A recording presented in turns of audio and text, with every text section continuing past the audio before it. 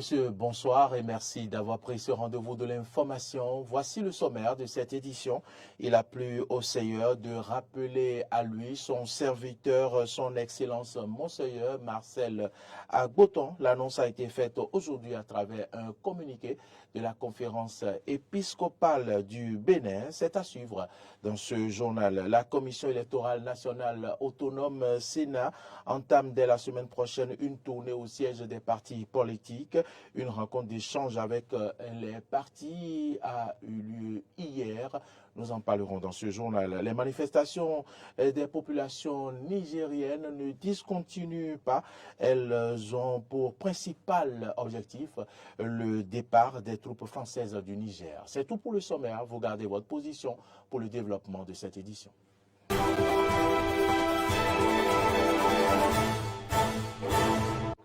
Bienvenue à toutes et à tous et merci de nous préférer, comme je l'annonçais en titre dans un communiqué de la conférence épiscopale du Bénin, publié aujourd'hui et signé par Monseigneur Roger Rungwedi, archevêque de Cotonou, président de la CEB. L'information du décès de son Excellence Monseigneur Marcel Agboton a été annoncée. Je vous lis le communiqué. Il a plu au Seigneur de rappeler à lui son serviteur, son Excellence Monseigneur Marcel Agboton, dans la matinée du jeudi 14 septembre 2023, en la fête de la Croix glorieuse. En attendant de vous communiquer les dispositions ultérieures, la conférence épiscopale du Bénin vous exhorte à prier pour le repos de son âme. Donne-lui, Seigneur, le repos éternel et que brille sur lui la lumière sans déclin. Le groupe de presse international ITV, Eden TV, Diaspora FM présente toutes ses condoléances à la conférence épiscopale du Bénin, aux familles de l'illustre disparu ainsi qu'aux chrétiens catholiques du Bénin. La Commission électorale nationale autonome Sénat entame dès la semaine prochaine une tournée au siège des partis politiques. L'annonce a été faite hier par le président de l'institution au cours d'une rencontre avec les représentants des partis politiques. C'est un compte rendu de Clémence Sonogouin. Il s'agit d'une tournée de suivi et de contrôle de l'existence fonctionnelle des partis politiques au regard des tests qui les régissent. L'activité est prévue par le Code électoral et la loi sur la charte des partis politiques. La mission de la Sénat, qu'elle a en partage avec la direction des partis politiques du ministère de l'Intérieur, est de s'assurer que les partis politiques respectent les engagements qu'ils ont pris en se constituant. Les équipes de la Sénat et de la direction des partis politiques et des affaires électorales vont se rendre dans les sièges nationaux des partis politiques, puis dans les sièges départementaux. La mission vise à s'assurer du bon fonctionnement des partis politiques et du respect de la loi sur le financement public des partis politiques. Dans ce cadre, la Sénat a mis en place une plateforme informatique en vue de la constitution d'une base de données de suivi et de contrôle de conformité de l'existence fonctionnelle des partis politiques au Bénin. Cette plateforme dispose, entre autres, d'un module qui sera utilisé lors de cette mission pour l'administration en ligne des questionnaires aux partis politiques. Essentiellement, 3 formulaires de collecte en ligne seront utilisés. Je voudrais ici vous prier de vous rendre disponible, comme par le passé, pour leur faciliter l'exécution de cette mission qui revêt une importante capitale pour toutes les parties prenantes au processus électoral. Si pour les partis de la mouvance, la nouvelle est bien accueillie, ce n'est pas le cas pour ceux de l'opposition. C'est son devoir de le faire. Je crois que c'est très très important et je voudrais ici féliciter la Sénat pour cette initiative. Et ça permet également d'évaluer, les partis eux-mêmes peuvent s'évaluer par rapport à ça pour voir à quel niveau ils sont. La Sénat, il y a quelques lignes, là, on demande quel est le nombre de femmes que nous disposons aujourd'hui dans le parti, le nombre d'hommes, tout ça là on veut voir, tout ça dans les détails. Il va falloir qu'on dise ça jusqu'à tel moment. Parce que chaque jour que Dieu fait, les gens s'inscrivent. Certains aussi s'en vont.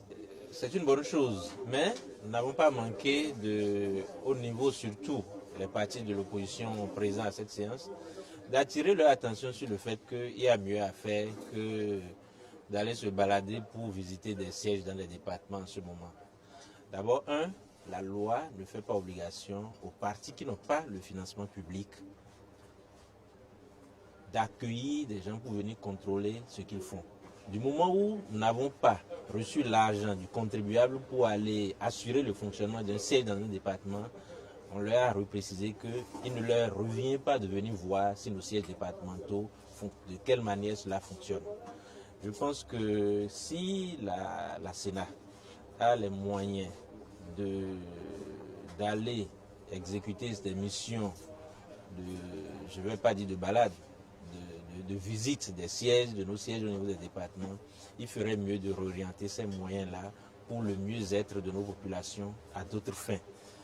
La tournée couvre la période du 18 au 23 septembre 2023. Autre information dans ce journal, démographie, culture et développement, responsabilité, observation et recommandations. C'est l'intitulé du thème qui a fait l'objet d'une conférence de presse de la conférence épiscopale du Bénin en prélude aux assises sur la croissance démographique, le développement annoncé par le gouvernement, bien sûr, pour se tenir au cours de ce mois de septembre. Suivez. Les analyses, observations, recommandations et propositions de l'Église catholique au sujet des prochaines assises nationales sur la croissance démographique et le développement ont été rendues publiques sous forme de mémorandum. Dans son mot introductif, Monseigneur François Yonrossou, président de la commission épiscopale pour les laïcs et la famille, a souligné que le but de cette sortie médiatique est de faire connaître l'essentiel des réflexions menées sur le sujet. Ce faisant, l'Église voudrait contribuer au débat. Premier objectif, apporter une contribution. Deuxième objectif, une contribution qui part des analyses et qui prend en compte les réalités sociales et culturelles de chez nous. Et notre troisième objectif, donc, c'était alors, dans une démarche d'écoute, de faire des analyses critiques, constructives, pour voir ce qu'il faut recueillir, des débats menés ici et là. Les analysant, aboutir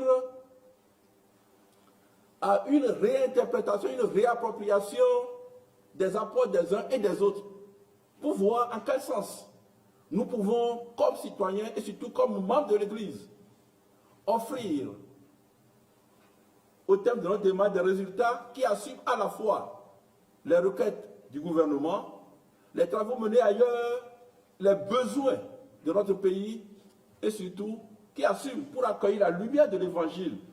Parce que Dieu, dans notre foi et dans toute la religion, est parole qui vient éclairer celle des hommes.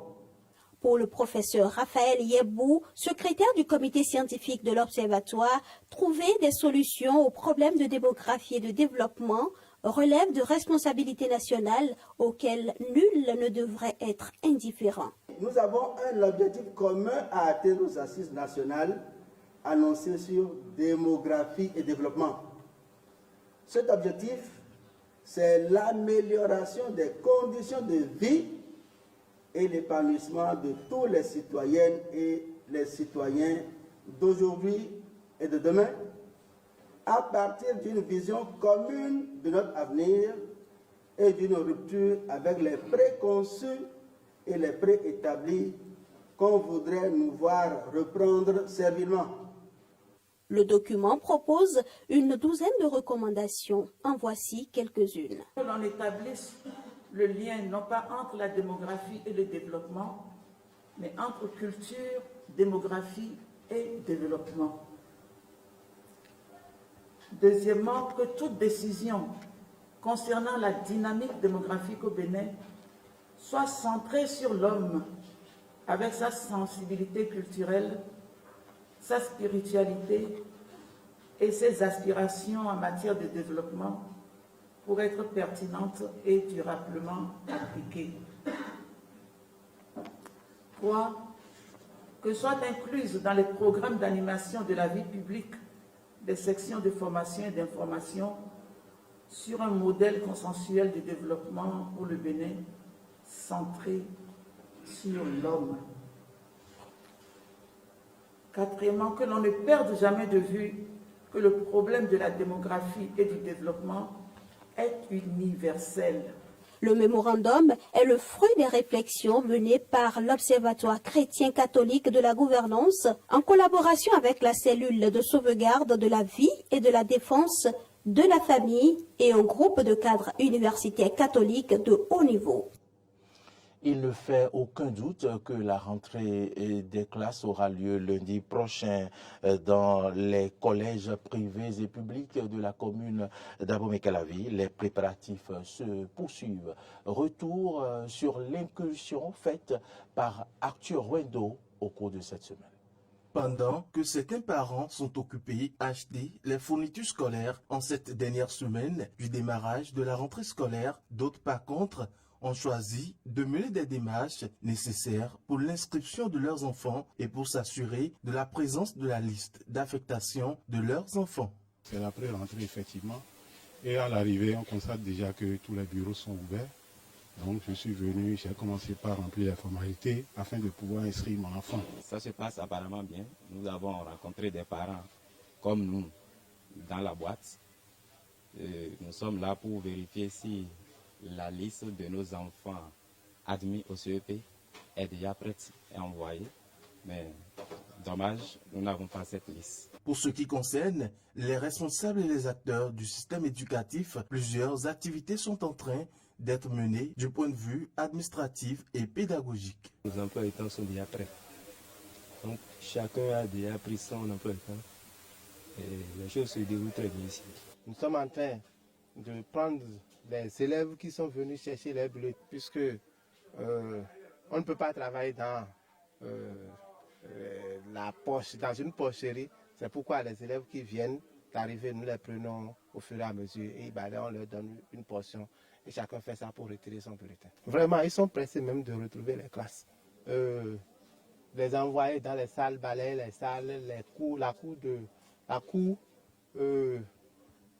on s'affaire pour que tout soit propre le lundi matin. Effectivement, c'est la pré-rentrée. Les élèves, ils viennent déjà à compte-gouttes. Même chose pour les parents. C'est ce que nous déplorons chaque année.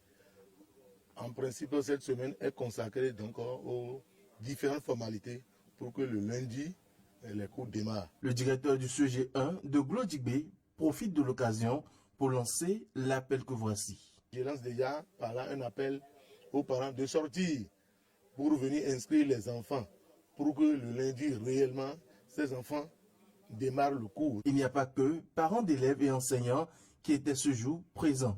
Je suis venu pour prendre mon bulletin. J'ai pris mon bulletin. Je dois faire ça en classe 5e. Je viens de faire la description. Il faut rappeler que la rentrée scolaire 2023-2024 est fixée au lundi 18 septembre 2023. Hors du Bénin à présent, les manifestations des populations nigériennes ne discontinuent pas. Elles ont pour principal objectif le départ des troupes françaises du Niger. Les Nigériens de plusieurs confréries se sont donc rassemblés hier soir pour une séance de prière et d'invocation. Suivez le reportage de nos confrères de RT. La mobilisation des Nigériens ne faiblit pas pour exiger le départ des troupes françaises. Ce soir, devant la base militaire française à Niamey, les oulémas provenant de plusieurs confréries ont pris le relais en décidant d'initier cette grande séance de prêche et des invocations afin que la France et ses soldats quittent leur pays. On est là pour sensibiliser les gens, pour rappeler à nos populations la vraie histoire de la France, pour dire aux gens que la France a une mauvaise histoire. La France doit quitter ce pays, pour dire que les Nigériens aujourd'hui sont tous avec leurs militaires. Et personne ne peut pas décider dans leur place. L'invocation qu'on fait, les musulmans font dans les mosquées, ces invocations-là, ils ne vont pas tomber comme ça. Ce qui est sûr et certain, le musulman, il a foi à Allah subhanahu wa ta'ala et il sait que ces invocations-là, ça va apporter quelque chose. Et surtout que c'est Allah subhanahu wa ta'ala qui sait, c'est lui qui est le véritable ennemi de notre peuple. C'est pourquoi ces invocations-là ne sont pas à négliger du tout vraiment. Ce n'est pas la force de notre ennemi qu'il faut craindre, c'est plutôt notre faiblesse. Si notre ennemi, il fait de son mieux à nous combattre, donc ce n'est pas à nous de baisser les armes, c'est à nous de redoubler d'efforts parce que l'ennemi se trouve dans notre pays ou bien à l'extérieur de notre pays, donc c'est à nous de faire le maximum possible. Il est 22h alors que le public ne fait que converger pour grossir les rangs de ses fidèles déterminés à assister au départ du dernier soldat français du territoire nigérien. Une nuit longue pour mettre davantage de pression sur ces soldats considérés comme des occupants impérialistes, adversaires du Niger doublés d'arrogance. Je souhaite que Macron, que Dieu fasse en sorte que Macron soit châtié de son vivant et dans l'au-delà. De son vivant, il faut que les gens voient que Macron est vraiment devenu la risée de tout le monde. Aujourd'hui, que les forces balkaniques qui nous ont toujours trahis, qui ont fait en sorte que nos militaires soient tués, que Allah subhanahu wa ta'ala paye pour nous. Nous sommes venus nous joindre à eux afin que toutes les forces qui constituent le peuple nigérien puissent agir afin que le Niger également puisse regagner sa souveraineté. Plus fort que les invocations, il n'y a pas. Et je suis convaincu qu'aujourd'hui, si les invocations qui sont en train, n'est-ce pas, de se tenir de tous les côtés, si Allah les exauce, je crois bien que cette lutte sera gagnée. Jusqu'à là, rien ne semble ébranler la farouche détermination du peuple nigérien qui se mobilise depuis exactement 42 jours pour voir définitivement quitter les forces françaises. Moudi Moussa, RT Niamey.